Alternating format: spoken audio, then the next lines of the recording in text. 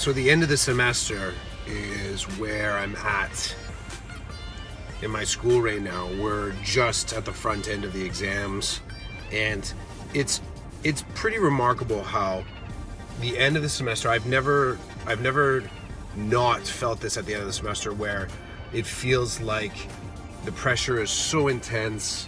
There's so many meetings, there's a lot of phone calls with parents, students are on edge trying to get their summatives in, and teachers are busily trying to still create opportunities for their students and get assignments marked and then get exams marked. And then we get a PA day, and then we flip right into the second semester. So all in all, it's a bit of a white knuckle season when you make it to the end of the semester, at least in my high school experience so far. So I want to share with an example of something that I didn't realize how refreshing, or how I guess satisfying, how nourishing it could be. One of the classes that I teach is a grade 12 learning strategies. The other part of my portfolio is I work in an ASD program. So when we were wrapping up our last class in the grade 12 learning strategies class, and many of these students have, we've really grown together in getting to know,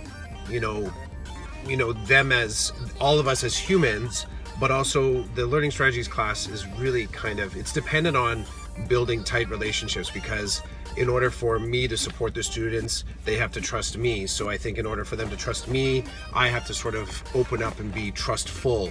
And I've spent a lot of time this past semester working with these grade 12s, knowing that when we get into second semester, I'm supporting them in a resource mode. So I won't actually have them in class. We won't have our landing pad to see each other every single day. It's going to be, setting up meetings and doing a lot of emailing and Google Classroom use to sort of communicate back and forth. So it feels like at the end of a semester that you just get really wrapped up in all of these sort of automatic knee-jerk responses, because suddenly the last few days of class are upon you. And it's easy to forget that we're still in process, we're still mid-year, we're still all growing, we're still all learning.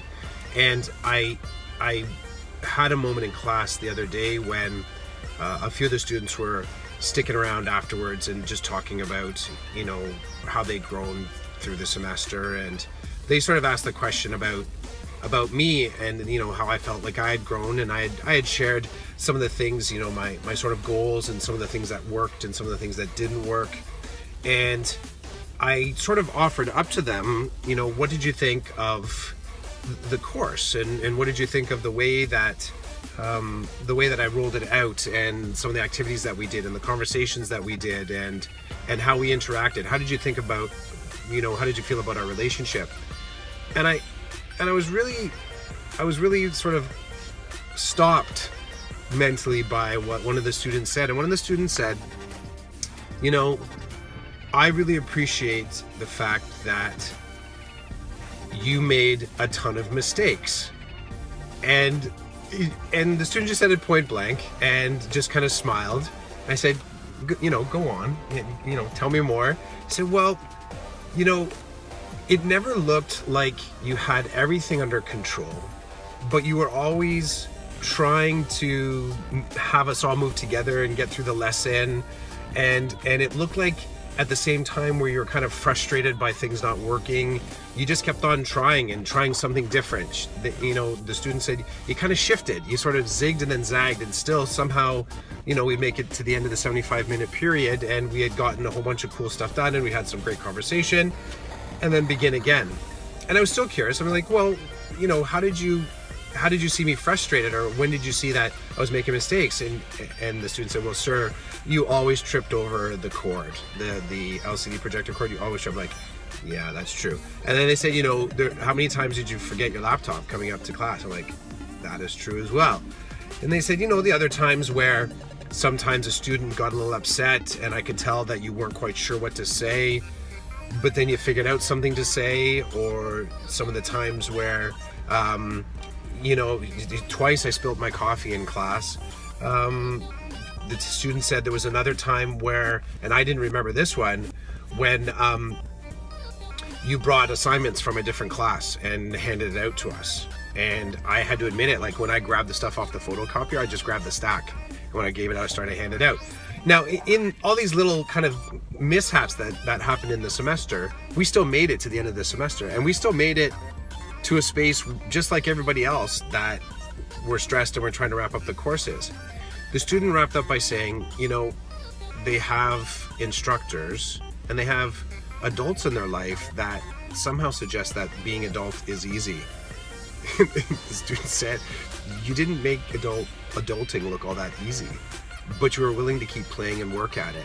And the student said, you know, I really appreciated that you played it that way, that you were always willing to sort of just kind of dance and move with the mistakes you made and still try your best to have some fun and teach us something.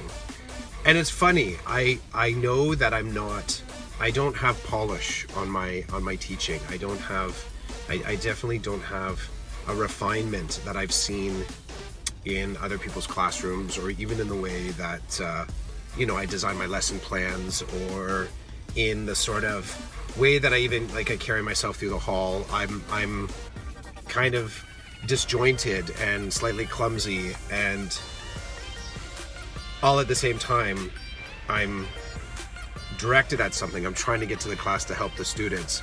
So I think that, you know, getting something like that for the students is probably one of the best compliments I've ever had, as far as students remarking on my let's say my teaching style, or the whole thing that is the teacher. And I also love the fact that it happened at a time where right now it's very easy to make things seem easy, you know, and these grade 12 students are in transition and they're looking to shift into their own adulthood. And I think I really, really like the fact that I was able to give them a glimpse of, you too can be an adult and not necessarily have, you know, your act all together. But it kind of comes down to, are you willing to try? Are you willing to ask questions? Are you willing to have a little bit of fun and maybe even poke fun at yourself? And what encapsulated that moment, that sort of moment as we were leaving, even better, was that as we're leaving and we're walking out of the classroom, I have my backpack on and the students are just walking ahead of me, and they walk ahead of me and we kind of shift in the hallway, and I'm sort of looking back into my classroom. So we've closed the classroom door. We're like, you know, best of luck on your exams. I'm going to get your summative marked over this weekend.